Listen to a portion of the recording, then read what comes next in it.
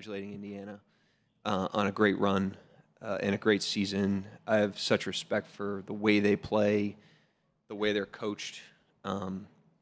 Prayers to Halliburton, obviously. That was incredibly unfortunate, but I just gained so much respect for them. You just, in the intimacy of a playoff series, you really get to know your opponent, and they are an absolute handful, gave us all we could handle, and I just wanted to congratulate them.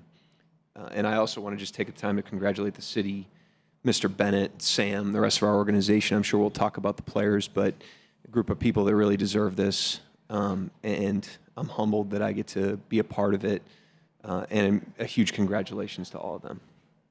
Jenny, first question.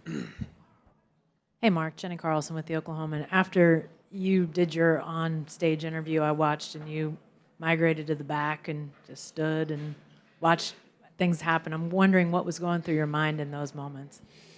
I'm just so happy for the guys. I mean, this is an uncommon team. This is a great team. You know, all the boxes that this team checked this season, it's a historic team. But there's no guarantee that you end it the way that we did. And so I just wanted it so bad for them. And I was just so thrilled that we were able to get that done, and they get to experience this because they deserve it. You know, the way they approach it, the professionalism, competitiveness, team first nature. Like I said, I wanted it so bad for them. Front right. Justin Martinez with the Oklahoman. When you guys were getting presented with the trophy, Shea called Dub a once-in-a-lifetime player. Just what is it about Dub that makes him so special? I mean, he's got a lot of runway still. You know, he's a young player. He's in his third season, but just the versatility, all the boxes he checks. You know, he's good at everything. There's nothing he can't do on a basketball court, and the cumulative effect of that is he impacts every game and is a great player that is still growing and still improving, but I'm just so impressed by him and what he can do on the court. Back left. Mark, whenever you made those hockey line changes at the end, you had an embrace with Alex Caruso. And have you thought about your journey with Alex at all, and kind of where you guys started in the G League and now being NBA champions? Yeah, that was a time warp. That moment, you know, Dort, you know, he was out here guarding, 50 feet when it was COVID and there were no fans in the stands, and we were winning 20 games. And Shea, NAC, Dub. I mean, just the history that we all have together and the work that we've put in together. We've hung in there together. We've stayed together, the whole team. But yeah, I can't describe it. It was a special moment for me. Fred. Mark, you guys had one of the quickest turnarounds in league history. You just mentioned, winning 20 games not that long ago, losing 60-plus, I think, 2 consecutive seasons. What is it about the character of the organization, about the character of the team that allowed you guys to make such a leap so quickly in that time? I've called the guys uncommon many times, but I really believe that. I mean, just the way they operate, the way they behave, the way they compete is uncommon in professional sports. It just is. And then I also think, the organization's been at it for a long time. And before this build, Mr. Bennett's been here from the jump. Sam's been here from the jump. And those two guys have built a first-class organization, the vision for that, and then the work that's gone into that. Really put the wind at our back when it was time to start, from scratch, really. And, so that was a huge thing. I mean, as young as the team was and as new as everything was, there was so many people from Saint to Donnie Strack to Ayanna to Matt Tumbleson that were in place. Sam, obviously, his group, that, the players were young, but the process and the systems and the environment were seasoned, and that gave us a huge lift. And you add the players we had to that, and that's how I think the speed happened. And good fortune. We got lucky in some ways. Myron up front. Myron Patton, OKC Sports Radio. You've had big third quarters before, but this is the finals. What was your conversation at halftime like? Because defensively, you guys really kind of came out really aggressive. They kept calling timeouts, but the avalanche was underway. Yeah, I mean, you watch any Game 7 of the finals, any Game 7 period, but Game 7 of the finals, it's a different feeling. It's a different level of pressure. The gravity of the game is overwhelming for everybody participating. And I thought in the first half, you could see that, I think, certainly with us, but with both teams. And, the whole run, I've just tried to help the guys just be who they are. That's all we needed to do is just be who we are. And I thought the tone at the beginning of the second half with the offensive rebounds, and it set a great tone. And then the offense started to come around. The defense sustained. And obviously that was a huge, huge run for us. Tim in the back center.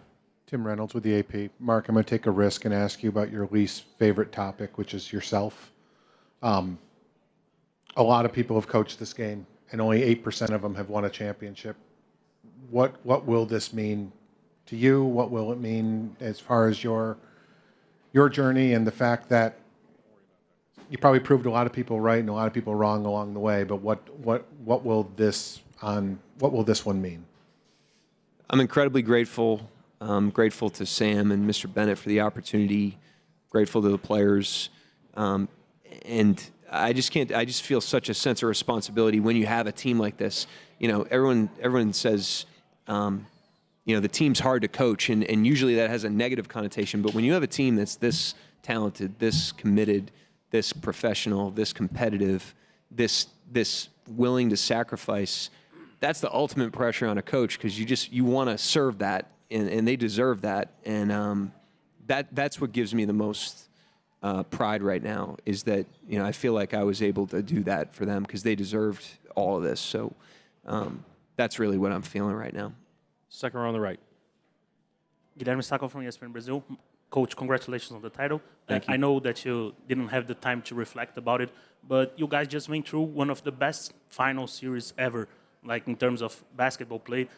You are one of the brightest minds of basketball right now in the world. How did you see the whole series, like the level of basketball that you played, that Indiana played? How did you see the series going on? I mean, I think it was great for the league and the product, for two small market teams that have never won a championship to have the type of series that we did. It was hard to appreciate that because it was just so hard in the moment. But one thing I learned is you don't really.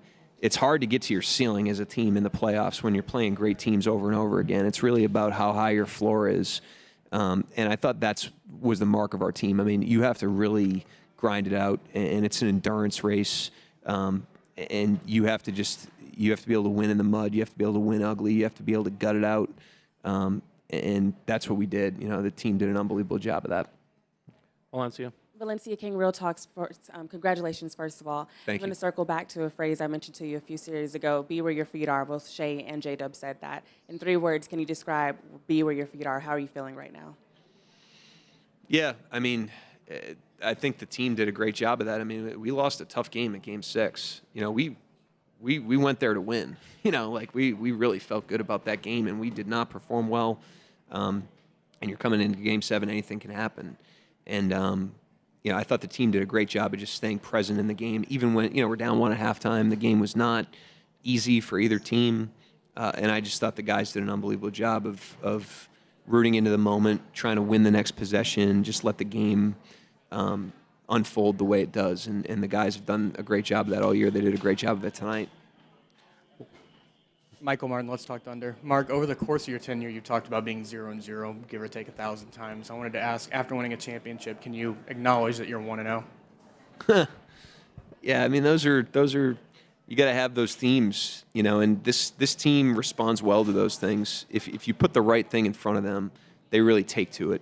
And I think that's the right thing. It's the right way to approach competition, but these guys bring it to life.